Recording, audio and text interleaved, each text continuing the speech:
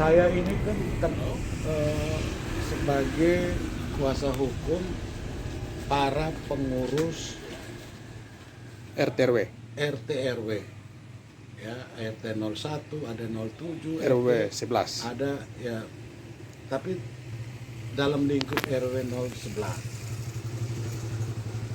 Jalan Pantara, Pulau Pantara, yang di RW 11.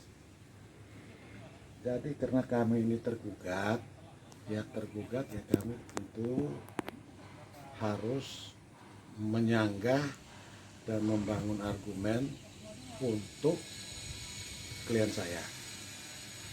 Menurut sebenarnya inti gugatan ini terletak pada ketidakpuasan si penggugat atas terbitnya surat teguran, ya, atas surat teguran dari pengurus RW RT. Nah, surat teguran itu merupakan kesepakatan yang sudah ada jauh hari sebelum para pengurus ini jadi pengurus. Jadi peraturan itu hanya diikuti oleh pengurus-pengurus yang saat ini menjadi pihak tergugat. Kenapa sampai terbit surat teguran tersebut oleh pengurus kepada si penggugat? Alasannya karena ada tetangga dari P451 merasa proses pembangunan rumahnya mengganggu kegiatan belajar online terhadap ketiga anak. Peristiwa itu berawal saat masa pandemi yang kita kenal dengan PSBB, ya. Zaman PSBB, jadi waktu itu pemerintah mengeluarkan kebijakan terhadap anak-anak sekolah untuk sekolah di rumah. Nah, kegiatan yang dilakukan saat pembangunan itu menimbulkan kebisingan karena bersebelahan tembok. Kalau proses orang membangun rumah, bising itu biasa, ya. Tetapi yang terjadi kebisingan ini itu kebisingannya sangat luar biasa, sehingga sangat mengganggu proses ajar mengajar anak-anak ini. Anak-anak komplain ke bapak, ke ibunya, orang tua komplain ke si penggugat. Beberapa kali lakukan komplain secara langsung, ternyata tidak mendapatkan respon yang baik dari si penggugat.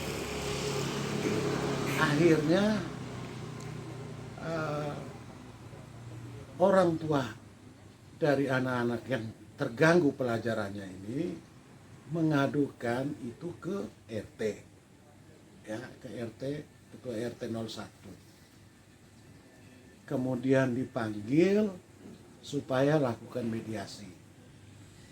Dalam mediasi terjadi kesepakatan, ya, boleh melaksanakan pembangunan, tetapi yang menimbulkan kebisingan-bisingan sangat itu sebaiknya diundur setelah selesai jam daring. Jadi setelah jam 1 boleh bangun yang lain.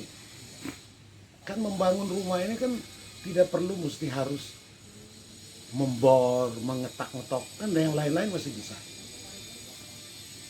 Rupanya upaya yang dilakukan oleh ketua RT tidak mencapai hasil sebagaimana yang diharapkan oleh si pengadu. Yang bangun tetap bangun, yang merasa terganggu tetap terganggu. Akhirnya tetangga sebelah ini kembali melaporkan ke pengurus RW.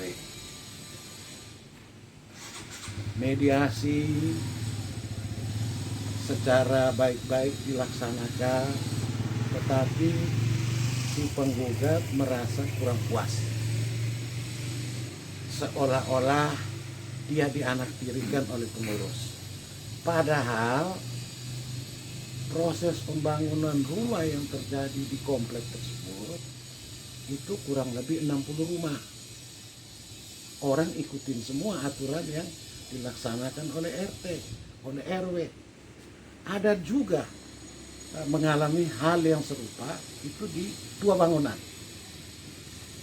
Jadi sama si penggugat berarti ada 3 bangunan yang dikomplain. Tetapi dari 3, yang 2-nya warganya mengikuti aturan RW. Si penggugat memancing supaya pengurus RW memberikan teguran tertulis. Berdasarkan teguran tertulis tersebut, dibuatlah surat pengaduan kemana-mana dengan mengatasnamakan perlindungan hukum. Itu nggak masalah, itu hak.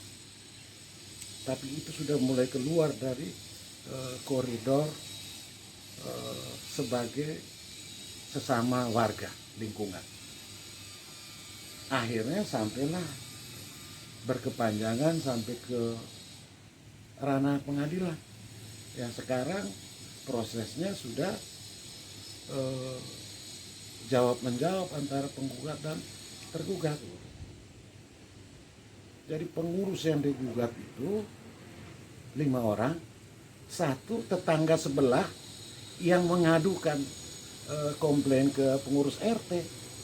Seharusnya jadi lucunya si pengadu ini harusnya mendapatkan perlindungan, malah dia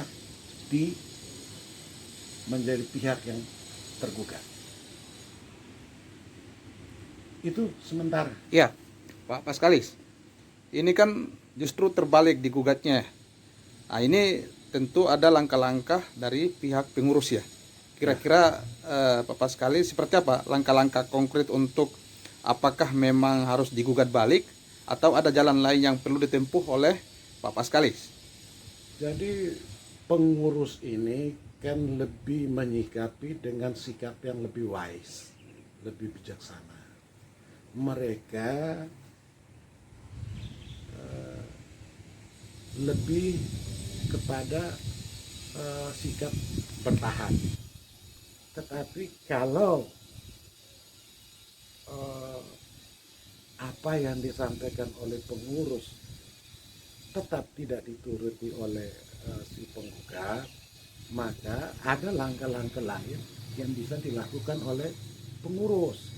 Saya pernah baca di berita online, dan setelah kami juga cek fakta, memang ada kebenaran antara media berita yang disampaikan oleh dalam beberapa media online oleh lembaga lembaga KPK soal IMB di bangunan tersebut. Terjadi ketidakcocokan antara izin yang diperoleh di IMB itu di alamat lain, tapi IMB itu dimanfaatkan untuk bangunan di alamat lain. Nah, pengurus pun sudah meminta konfirmasi adanya kejanggalan IMB tersebut kepada pihak penerbit IMB untuk saat ini. Memang masih ada beberapa langkah hukum lain yang sedang kami pikirkan untuk disikapi oleh pengurus. Untuk harapannya apa, Pak? Harapan daripada proses ini kan ada sikapnya. Harapan dari pengurus sih supaya ini diselesaikan secara kekeluargaan. Tetapi ini kan haknya si penggugat. Pengurus kalau tidak meladeni, ya rugi secara hukum kalau sudah di pengadilan. Apalagi si penggugat juga membuat pengaduan ke Polres, ke Polda, dan pengurus sudah diminta klarifikasi oleh pihak kepolisian. Saya rasa ini sudah sangat jauh yang dilakukan oleh si penggugat, makanya pengurus pun perlu mengantisipasi karena ini sudah dalam langkah-langkah hukum. Saya pernah sampaikan kepada pengurus, bertahan yang baik adalah menyerang. Nah, mungkin pengurus pun akan memikirkan langkah-langkah untuk menyerang. Begitu. Tapi sampai dengan saat ini pengurus masih berharap supaya si penggugat bisa berdamai.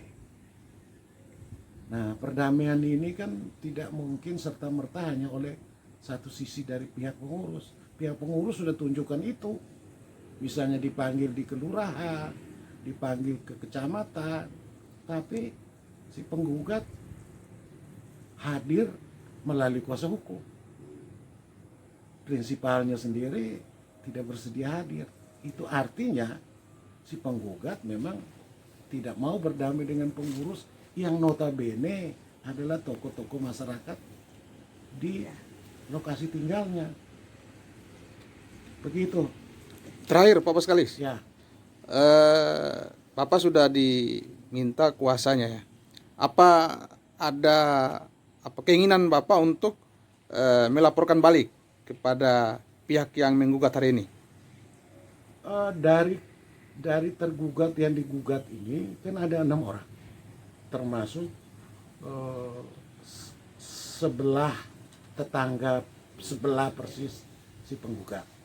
Nah, tetangganya ini pun sekarang merasa diperlakukan sewenang-wenang, padahal dia itu adalah orang yang memberikan izin supaya si penggugat ini mendapatkan IMB. Dia merasa kecewa, akhirnya sekarang dia pun menggugat balik karena dia merasa dirugikan. Anak-anaknya mengalami depresi, juga kemungkinan dia akan meminta perlindungan ke lembaga perlindungan anak atas kasus, karena kebisingan ini tidak stop dengan adanya gugatan, malah terus berlangsung. Sementara sekarang online jalan terus. Begitu. Baik. Terima kasih Pak Paskalis. Ya. Ada tambahan? Nggak ada lagi. Untuk sementara itu. Baik.